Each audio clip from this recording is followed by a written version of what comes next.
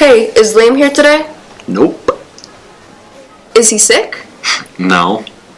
Well, where do you think he is? I don't need to think. I know. Okay then, where is he? Do you remember yesterday when you went to the nurse's office? Yeah. Well, it was because Katie was there. She had a broken rib. Or was it arm? Whatever. She's sick. And he's going in to see her. How'd she break her arm? She told him that new kid, Billy? That jerk who trips middle schoolers? Yeah, that's the one. He pushed her down the stairs or something. I heard that she just fell. Fine, whatever. He didn't help her back up. That's why she's at the nurse's. So Liam's got to avenge her. Of course. So he finds Billy. Billy doesn't really attend class much, so he could have been anywhere. However, you know Ned O'Brien? Weird kid, sits in the corner, smells like pond water, always eats cupcakes. That's the one. Well, he didn't have his cupcake yet that day. He forgot to eat the cupcake. So can you guess where Billy was right then? Where? Cracking open Ned O'Brien's locker, of course, to get the cupcake. Where else?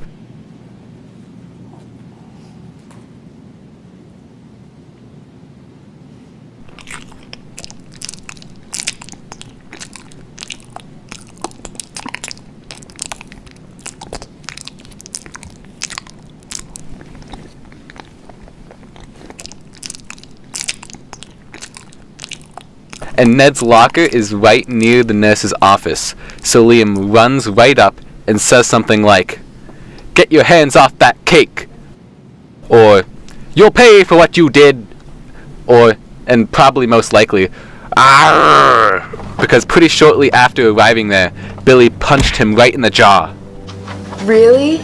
Yeah, but he got right back up and he asked Billy to meet him after school so they could work it all out, if you know what I mean. I don't. Fight. They were going to fight.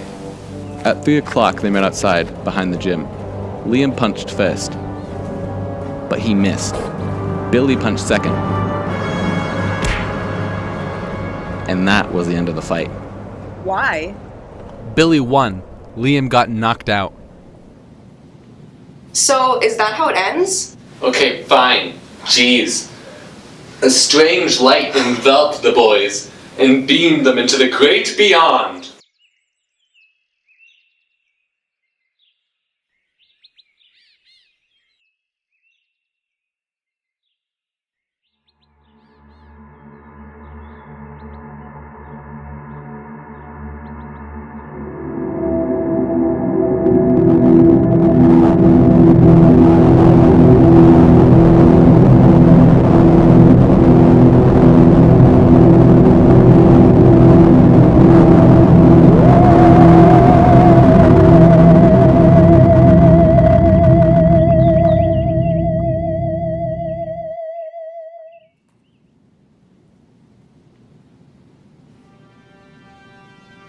Liam woke up in a hospital-like room.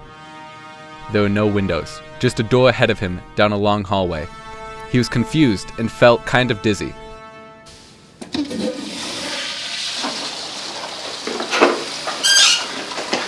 So he turned and he saw a table with a bunch of weird stuff on it. Like what? Like some strange bubbling liquids and a beaker. And I don't know. Maybe a heartbeat monitor and a bunch of tools. Maybe a spooky candle or something. So he's all scared and he rips out his IVs. That must have hurt. Yeah, it did. But that's not the worst part. He set off an alarm, and the door, which once was open, begins to close. And the room began to fill with thick, horrible gas. Chlorine? No. Phosgene? No. Mustard gas? No. Stop guessing anyway. You've never heard of it. He unbuckles himself from the hospital bed and starts freaking out. He starts to feel the effects of whatever it was that was swirling around him. And he gets sleepier and sleepier. In a moment of impulse, he runs towards the door. But could he make it there in time? Could he? Unfortunately, no. Which is why he didn't even try. He pulled the grate off a vent and climbed right in. He's pretty sure this isn't a hospital by now. He's inside a vent? Like in Toy Story or the Garfield movie? Yeah, why? It's just highly unrealistic.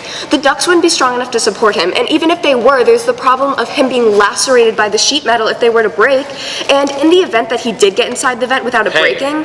I'm just telling you how it happened. The ducks were big and strong and made out of anti-lacerating metal. It's dark, but ahead of him, a light. Upon further investigation, it leads to another room, a sitting room of sorts. What happened? Was Katie there, or was it the evil alien who captured him? Was he back at school, or was it all just a dream? I see you have escaped your chamber, Earthling, said a voice over the loudspeaker. However, we cannot allow you to leave. We have not finished with you yet. Yet? Ha ha ha ha ha. Child, we haven't even begun.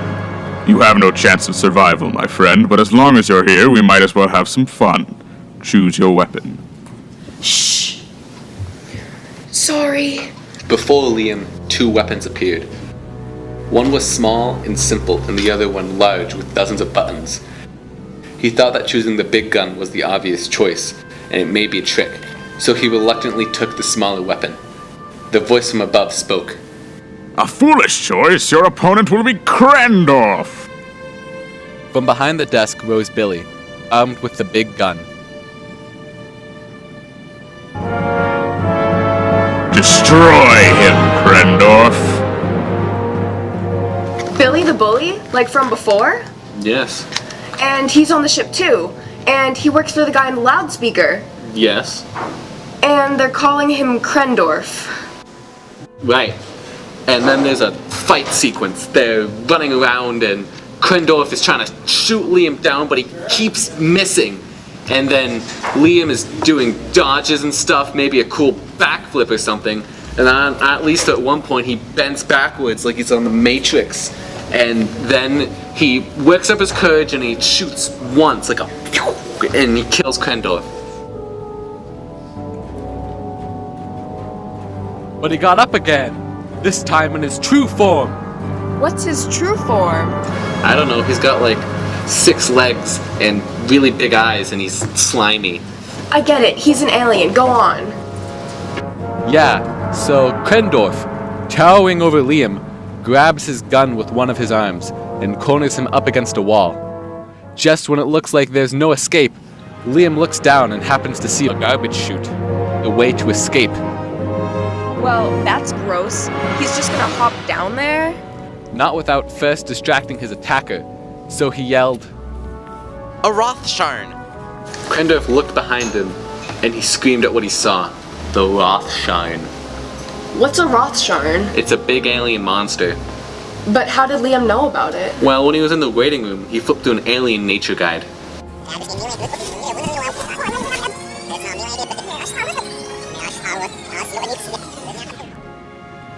Oh, wait.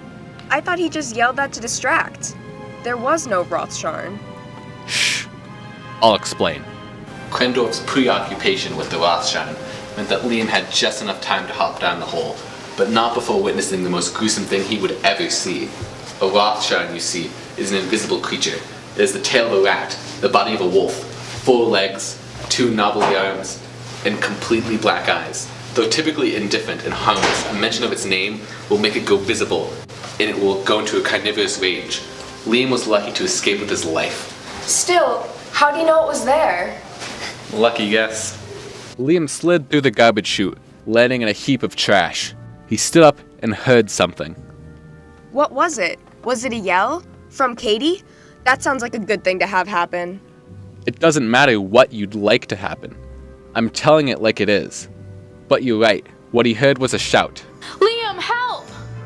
And Liam jumped up, saying, Katie, I will save you!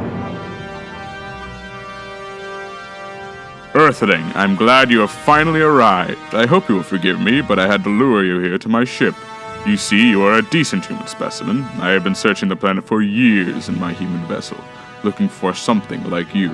And you seem infatuated with me. Your capture was inevitable. Infatuated with you? The boss spun around, revealing, Ned O'Brien? No, Katie! Liam, I never expected you to make it this far.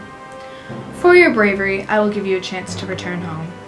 On this monitor, you see 3 buttons. One will drop you back on Earth, and the other 2 will take you back to the observation chamber. And this time, locked in. It's not bad odds. I recommend you choose one, and quickly. Where on Earth? The coordinate randomizer will decide. Most likely, the Pacific Ocean. It's the best we can offer. What do you say? I say. Goodbye. He typed in the coordinates and was zapped out of the ship. So why isn't he here now? Unfortunately, he didn't get the numbers exactly right. He put in a 5 where he should have put a 1, and now he's somewhere in Ohio. But don't worry, he's on his way. Oh, is that it? Hey guys. Liam? Where were you today? Oh, I was home sick.